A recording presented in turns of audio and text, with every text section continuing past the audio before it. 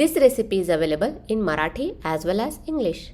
For English, see the description below the video to see the ingredients and procedure to follow. Thank you.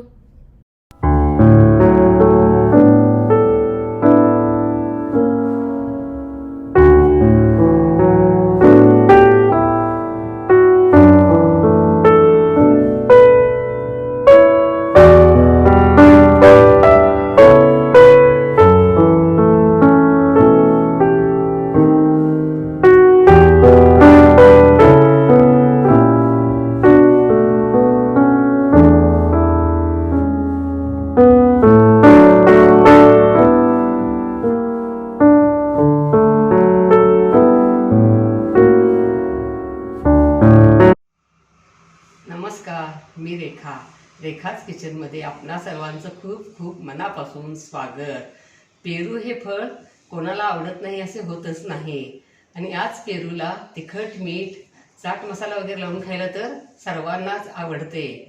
तर पेरूपासून आपण एखादा पदार्थ केला तर आणखीनच छान. तर आज आपण पेरूपासून रुचकर चटपटीत पेरूची चटणी कशी करायची हे पाहणार आहोत.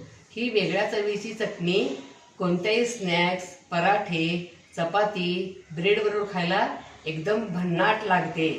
या अगोदर आपण सफरचंद, केळी यासारखी बरीच फळं, तसेच दोडका, गवारी यासारख्या फळभाज्या, तसेच मेथी, पालक वगैरे पालेभाज्या याबद्दल आयुर्वेदिकदृष्ट्या आपल्या शरीराला कोणकोणते फायदे होतात हे या अगोदर आपण जाणून घेतले आहे. तर आज आपण पेरूचे आयुर्वेदिकदृष्ट्या आपल्या शरीराला कोणकोणते फायदे होतात हे जाणून घेणार आहोत आणि काही महत्त्वाच्या टिप्स देखील पाहणार आहोत. आपण आता पेरूचे आयुर्वेदिकदृष्ट्या आपल्या शरीराला कोणकोणते फायदे होतात हे जाणून घेऊया. पेरूमध्ये vitamin C, B3, B6, A, K, potassium, iron, iodine, तांबे, मॅंगनीज मोठ्या प्रमाणात असते. पेरूमध्ये क्रोटेन आणि लायकोपेन यासारख्या अँटीऑक्सिडंट्स असतात. डायबिटीसमध्ये पेरूचे सेवन करावे. पेरू मेटाबॉलिझम वाढवते आणि वजन कमी करण्यास मदत करते. रोगप्रतिकारशक्ती वाढवण्यासाठी पेरूचे सेवन करावे. पेरूच्या पानांमध्ये अँटी इन्फ्लामेटरी आणि अँटीबॅक्टेरियल प्रॉपर्टीज असतात, जी दातांचे इन्फेक्शन दूर करण्यात आणि किड्यांना मारण्यासाठी हेल्पफुल राहते. पेरूच्या सेवनाने ब्लड प्रेशर नॉर्मल राहते आणि कोलेस्टेरॉल कमी होते. कॉन्स्टिपेशनमध्ये पेरूचे सेवन करावे. त्यामुळे पेरू जरूर खा आणि आपले आरोग्य उत्तम ठेवा.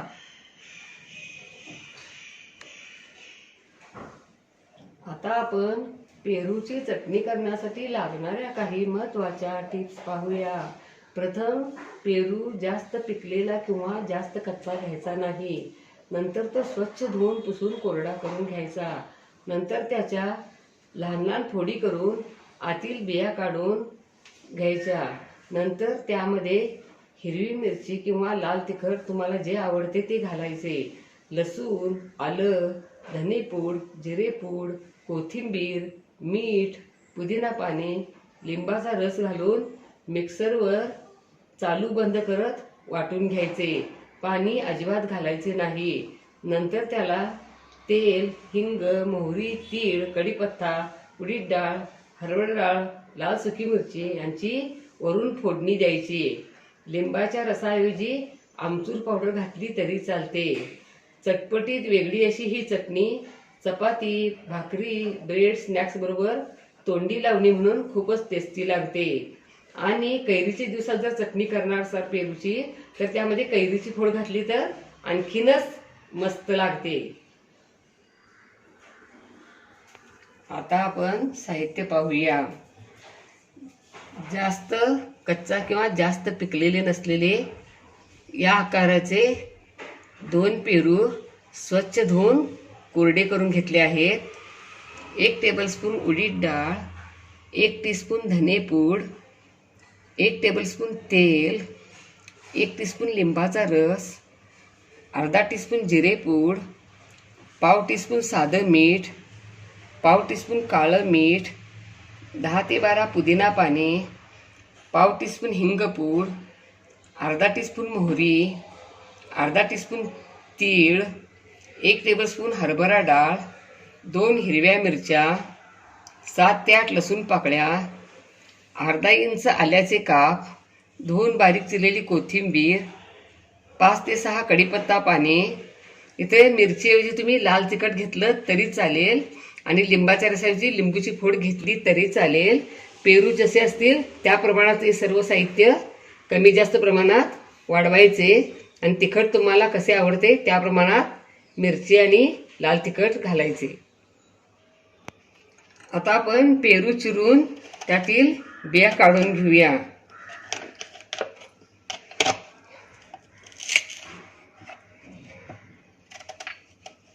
अगोदर अशा मोठ्या फोडी करायच्या आणि त्यातील बिया काढायच्या आणि नंतर त्याच्या लहान लहान फोडी करून घ्यायच्या, म्हणजे मिक्सरवर वाटायला सोपे जाते.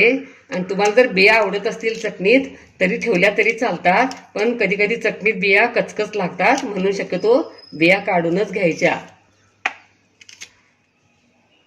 बघा पेरूच्या अशा लहान लहान फोडी करून झाल्या. असं आपण खोबऱ्यात चटणी वगैरे वाटायला भांडं घेतो ना, शक्यतो तेच भांडं घ्यायचं, कारण आपण पाणी घालणार नाही, त्यामुळे या भांड्यातच चटणी बारीक मऊ होते. आणि मोठ्या भांड्यात केलं तर मग थोडं पाणी घालावं लागतंय. तरी पेरूच्या फोडी, पुदिना पाने, आलं, मिरच्या, लसूण, कोथिंबीर, कढीपत्ता पाने, काळं मीठ, साधं मीठ, जिरेपूड, धनेपूड, लिंबाचा रस आणि आपण आता हे मिक्सरवरती वाटून घेऊया सगळं. तुम्हाला जाडसर चटणी हवी असेल तर पाणी नाही घातले तर चालते, पण जर तुम्हाला मऊ चटणी हवी असेल तर मी यामध्ये 3 टेबलस्पून पाणी घातले. मग 3 टेबलस्पून पाणी घालायचं आणि माझी चटणी जास्त असल्यामुळं मी या भांड्यात पुन्हा घेऊन पुन्हा बारीक केलं. तर पाणी घालून या पद्धतीनं मग मऊ करून घ्यायची चटणी. आणि आता आपण तेल गरम करायला ठेवूया.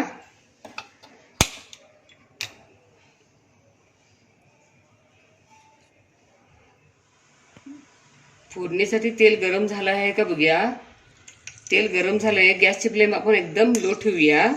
यामध्ये हरभरा डाळ आणि उडीद डाळ आणि ही थोडी सोनेरी रंगावर अशी परतूया. आणि मोहरी, तीळ आणि हिंगपूड नंतर घालायची, म्हणजे करपणार नाही.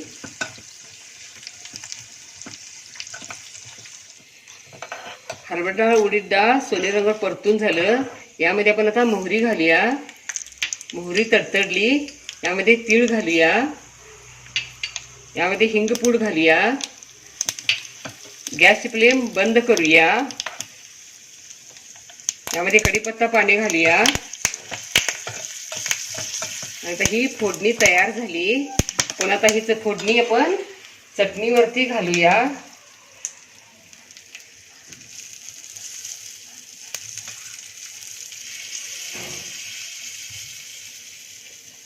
आणि आता ही मस्तपैकी चटपटीत रुचकर पेरूची चटणी तयार. वाह, क्या बात है, लाजवाब. अशा पद्धतीने रुचकर चटपटीत पेरूची चटणी तुम्ही जरूर करून बघा. तुम्हाला नक्कीच आवडेल. लाईक आणि सबस्क्राईब करा. कमेंट बॉक्समध्ये कमेंट टाका. पुन्हा असेच भेटत राहू नवीन नवीन वेगवेगळ्या आणि छान छान रेसिपी घेऊन महत्त्वाच्या टिप्ससह. धन्यवाद. मस्त खा आणि स्वस्थ राहा आणि आपले आरोग्य उत्तम ठेवा. Don't forget to like, share, comment and subscribe. Hit the notification bell ting to get the notifications whenever we upload the new video. Stay tuned for healthy, homemade and tasty recipes every week. Thank you.